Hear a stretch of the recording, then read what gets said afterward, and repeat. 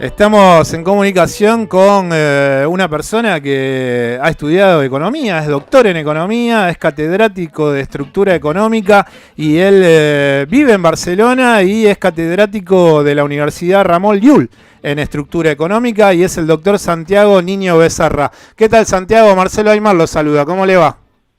¿Qué tal? Buenas tardes, buenas tardes. Bueno, gracias por estos minutos y un poco lo que quería tratar de conversar con usted es, usted tiene una idea, creo, si no corríjame, que por eso también me lleva a poder conversar unos minutos, que su visión es que tal vez cuando esta pandemia termine, las grandes corporaciones terminen siendo aún más grandes y en definitiva lo que va a terminar por la modernización tecnológica que requiere el trabajo y la mecanización va lamentablemente a dejar a más seres humanos sin la posibilidad de crecer a nivel laboral. Lo que yo quería tratar de preguntarle si es correcta esta mirada, si no tal vez la corregirá usted, pero si llega a ser correcta en líneas generales, si cree que esto puede llegar a suceder sin que las sociedades se levanten ante esa idea que las grandes corporaciones quieren implementar hacia el resto de los ciudadanos. A ver, desde los años 80, desde que el llamado neoliberalismo de Ronald Reagan, Margaret Thatcher y en Alemania Helmut Kohl, que luego se fue extendiendo por todo el planeta, entrase en acción a nivel económico, se puede observar el nivel de facturación de las grandes empresas que las grandes corporaciones han ido a más. Yo simplemente quiero aportar un dato, y es que en el año 2019 la suma de la facturación de las 10 principales empresas del planeta sumó una cantidad mayor que el Producto Interior Bruto del Reino Unido. Es decir, es incuestionable que el poder de las grandes corporaciones va más. Hoy podemos encontrar una gran corporación que está presente en 160, 170 países. O sea, esta corporación está muy por encima de cualquier Estado. Hoy en día el ahorro de Apple, de Microsoft, es muy superior al ahorro nacional de muchísimos países. Entonces, esto lleva evidentemente aparejada dos cosas. Bueno, una y otra que es consecuencia de ella. La productividad se dispara porque su nivel de inversión es muy alta y esa productividad crece porque la tecnología evidentemente se incrementa. No tienen ningún problema en invertir y esa tecnología sustituye el poder del trabajo, la capacidad de mandar trabajo por parte de las empresas. Claro, la pregunta es, ¿y por qué no hay una revolución? ¿Por qué no hay un enfrentamiento? Bueno, yo tengo la teoría de que las revoluciones simplemente han dejado de estar de moda. Yo creo que la última, entre comillas, revolución que se produjo a nivel moderno tuvo lugar en Grecia, cuando fue rescatada por la Troika, ¿no? El Fondo Monetario Internacional, el Banco, la Comisión Europea y el Banco Central Europeo, Sí. después de la crisis de 2008. Resulta que allí se hizo un referéndum, los griegos, la ciudadanía griega votó lo que quiso y luego después el gobierno hizo lo que la Comisión Europea le dijo. Yo creo que el factor trabajo pura y simplemente ha perdido sus opciones. Y, y evidentemente también usted cree que las sociedades se van a mantener, evidentemente, en una pasividad en donde lo único que les va a quedar es tener un salario que les permita a futuro no imaginarse tantos sueños. Bueno, yo creo que ni siquiera un trabajo.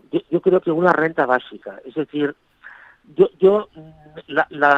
hay un famoso estudio de la OCDE que se puede consultar, o sea, un famoso estudio de la OCDE del año 1984, si no recuerdo mal, en el que se observa claramente que el Producto Interior Bruto de distintos países ha dejado de estar totalmente desvinculado de la demanda de trabajo. Es decir, hoy se puede generar Producto Interior Bruto sin trabajo, o sea, simplemente a base de tecnología. Entonces, claro, hace un siglo esto se hubiera resuelto con una guerra. Lo que pasa es que hoy una guerra es impensable. ¿Cómo se va a sustituir? Bueno, a base de una renta básica. Bueno, exactamente de lo que yo llamo el trinomio social. Renta básica más marihuana legal más ocio gratis. ¿Más qué? No escuché lo último, ¿más? Ocio Ah, gratuito. ocio gratis, Ocio. marihuana legal, Ocio ¿y el gratis, primer punto cuál era? una renta básica. Es decir, una cantidad mínima dineraria que se puedan comprar bienes de primera necesidad, pagada por impuestos, sobre todo de las grandes corporaciones, para mantener la paz social. Y evidentemente con un control social absoluto. Hoy y China yo creo que es un ejemplo muy bueno. Hoy existe un control, una capacidad de control biométrico, de control tecnológico de la población prácticamente absoluto. Es decir, yo sinceramente no veo factible unas revueltas sociales demandando mejores condiciones porque no puede ser, vaya. Sería como que, bueno, se conformarían con estas requisitorias que le pediría al Estado la persona que tiene una renta social, y bueno, y a partir de ahí con eso ya estarían conformes y vivirían su vida. Ahora, también lo que me parece interesante poder consultarle es, evidentemente, la idea que tiene no es para nada optimista a futuro, y evidentemente tampoco considera que puede, después de esta pandemia, el neoliberalismo llegar a convertirse o empezar a un proceso que termine en un capitalismo social de mercado. Tampoco lo ve esa idea factible. No, no por una razón. Es decir, prácticamente el 99% de la población mundial obtiene su renta a partir del trabajo. Una renta que puede ser mayor o menor, aquí no entro, pero a partir del trabajo. Si resulta que la oferta de trabajo se mantiene, pero la demanda de trabajo baja, los salarios caen. En consecuencia, y estoy hablando en términos medios, la capacidad de la población, de la persona media de la población, para acceder a unas posibilidades mayores de renta, decae. Claro, no estoy hablando de profesiones de élite como pueden ser neurocirujanos, expertos en alta tecnología. Estas personas están en un mundo aparte, evidentemente, pero la gran masa social, la única cosa que le quedaría, la única opción que le quedaría, evidentemente, sería lo que usted apunta, conformarse, que yo no sé si leerlo como un conformismo o la falta de opciones. No lo sé. Sí, ahí me parece que bueno, quedará la mirada a futuro de cómo se manejen las sociedades. Y lo último que le quería consultar, Santiago, y agradeciéndole estos minutos, es si también en este modelo que usted planifica una vez salido el planeta de esta pandemia, si cree que se va a acentuar aún más en ese modelo que usted considera que van a ganar terreno las grandes corporaciones aún más del que ya tienen, si se va también seguir reforzando la idea de la economía en bloque, esto de la Unión Europea y tal vez otras regiones del planeta que tiendan a generar mercados como tal vez en esta zona del planeta es el Mercosur, y otras realidades como puede ser la Unión Africana de Naciones. ¿Cómo ve cree que ese proceso también de mayor crecimiento de las grandes corporaciones se ve acompañado por una idea económica en donde empiecen a regir regiones importantes del planeta que trancen comercialmente de bloque a bloque? ¿O ve un mundo que va a ser cada vez más nacionalista? No lo creo. Es decir, esto ya se está viendo, en Europa se está viendo claramente que dentro de cada país, dentro de cada nación, están apareciendo zonas. Le voy a poner un ejemplo muy concreto, en España. En España hay una zona en el norte que se llama Beasaín, el área de Beasaín, en Guipúzcoa.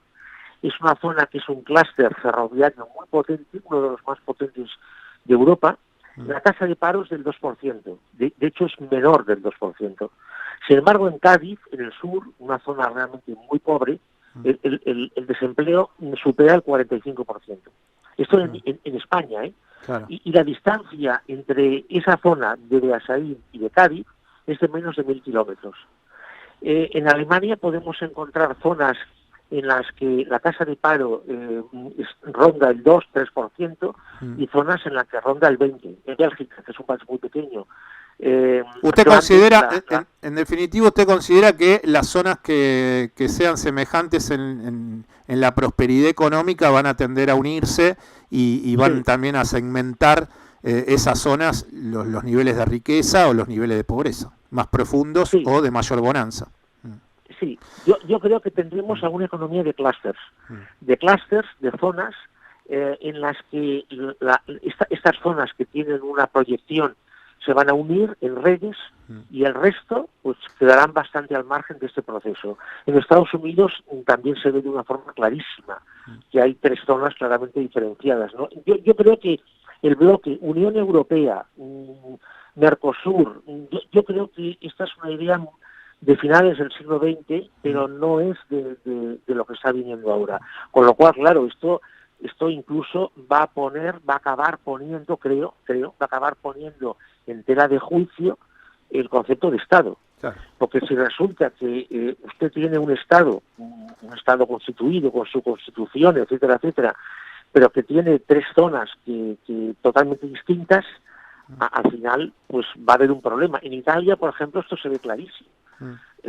Italia, el norte de Italia, la zona del Véneto, Lombardía y tal, no tiene absolutamente nada que ver con el sur. Sí. Son 2 galaxias distintas. Claro, entonces el concepto de Estado, de país, se quiebra, se rompe. A ver, esto no quiere decir que sea ni dramático ni no dramático.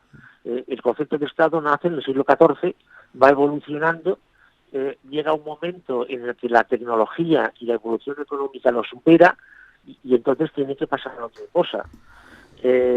Entonces, bueno, yo creo que estamos viviendo esta transición. Santiago, muchísimas gracias por estos minutos y estaremos hablando seguramente de acá un tiempo para profundizar. Muchísimas gracias, buen fin de semana. Chau. Vale, buenas tardes, gracias. Quien está hablando con nosotros era el doctor en Economía Santiago Niño Becerra. Él es catedrático de la Universidad Ramon Llull de Barcelona y la cátedra que lleva adelante es sobre estructura económica.